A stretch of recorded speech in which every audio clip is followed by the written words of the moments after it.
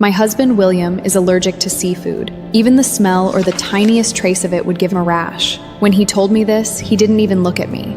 He sounded like he was giving orders to a maid. Don't touch seafood. And if you do, don't even come close to me. Here's the thing, I work at a seafood restaurant. I spend my shifts hunched over the kitchen sink, scrubbing grease off plates until my knuckles go white. I change my gloves twice, but the smell still clings to my skin like it's soaked right through. So many guests got seafood platters today.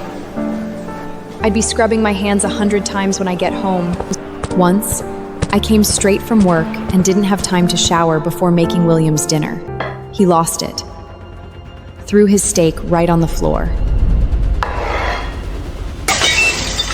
Are you trying to kill me, Serena? Tears welled up as I looked at the sauce splattered everywhere. William, I've washed my hands over and over. There's no smell. William winced and scratched at the back of his hand until a red patch appeared. Next time I catch a hint of seafood on you, don't bother coming home. From that day on, I scrubbed my hands raw in the kitchen before going home. Sometimes I used disinfectant until my skin peeled. Back home, I cooked and cleaned for him, but he never bothered to see. And the seafood restaurant was the only place that would take me for part-time work. Then William's company started taking off.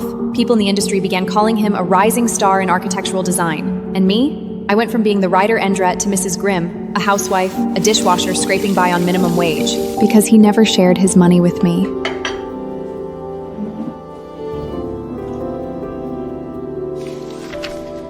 You handle the household bills, my money goes back into the business?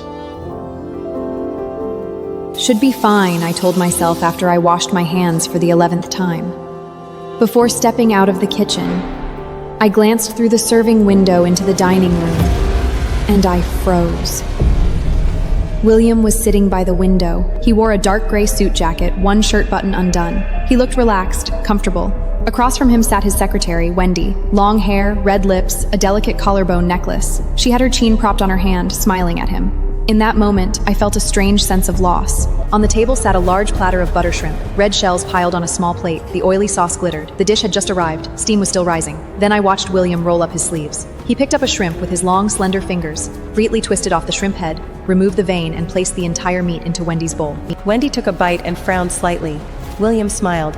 He picked up another shrimp, carefully peeled it, dipped it in the sauce, and held it to her lips. Better? Wendy opened her mouth, took the shrimp, and deliberately sucked William's finger in, gently.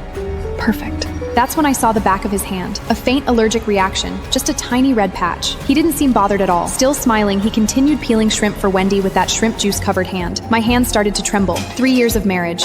3 years of endless fights over seafood. I thought his allergy was life-threatening. But here he was, peeling shrimp with his own hands, feeding another woman one after another, smiling. He wasn't allergic to seafood. He was allergic to me. No matter how clean my hands were, no matter how much disinfectant I used, how many layers of skin I scrubbed off, in his world, I was the rash. I took a deep breath and walked over. William, what a surprise. William and Wendy looked up at the same time, shock written all over both their faces.